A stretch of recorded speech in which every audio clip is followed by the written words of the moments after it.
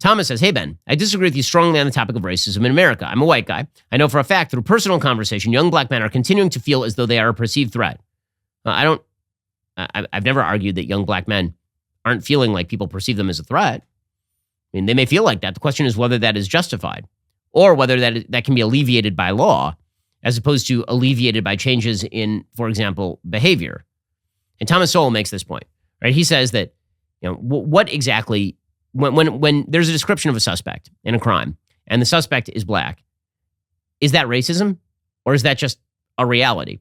And when a disproportionate number of young black men are committing crimes and you're walking down the street in the middle of the night and you see a young black man walking down the street dressed, not in a suit, and you walk across the other side of the street, does this make you a racist? So Thomas Sowell says, no, this doesn't. Thomas Sowell's a black economist. He says this doesn't make you a racist. This means that you are just using a heuristic with the available information at hand. Now, if you know the black guy and you know that black guy's not a criminal and you cross the street anyway, then you're a racist because then you've decided that the race is the predominant characteristic about the human being. But human beings use heuristics, right? They use generalities in order to adjudicate the universe around them. Now, is that quote unquote racism? Or is that just using the best available general information?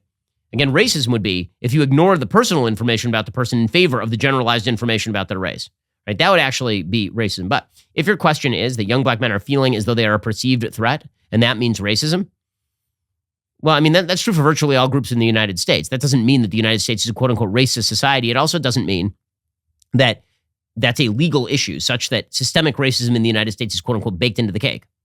When they grow up feeling as though they are being judged as a wrongdoer, they are continually weakened in their self-perception and will feel hopeless. I believe hopelessness and desperation lead to nearly all human suffering. So, okay, let me take the example of Jews. Jews are widely believed to be physically weaker than, and this is true for a long time in Western society. Jews are the weakest among us. These Jews, they're so weak. And Jews self-perceived that way. And you know what solved that? Jews stopping that self-perception and actually acting in ways that were different.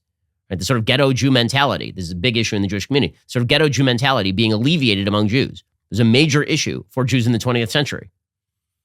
This has been true for literally every group in human history, is that there are perceptions, rooted or unrooted, about that group. And the best way of fighting those perceptions is to behave in responsible and good behavior. That being said, says Thomas, it's not so much that America is actively racist as that it is passively racist. As white people, we tend to deny that we may have prejudice. We don't need to say I'm racist, but we should say I've had biases based on race. This is my point. Everyone has had biases based on race. We have biases based on like that. It is not unique to America that there are people here who have biases based on race. The question is whether that manifests as actual racism in which you use a person's race as a proxy for their character. If you do that, you're doing something wrong. But to suggest that America is broadly writ more racist than other societies, or that that's written into the constitution of our system, that is just not true.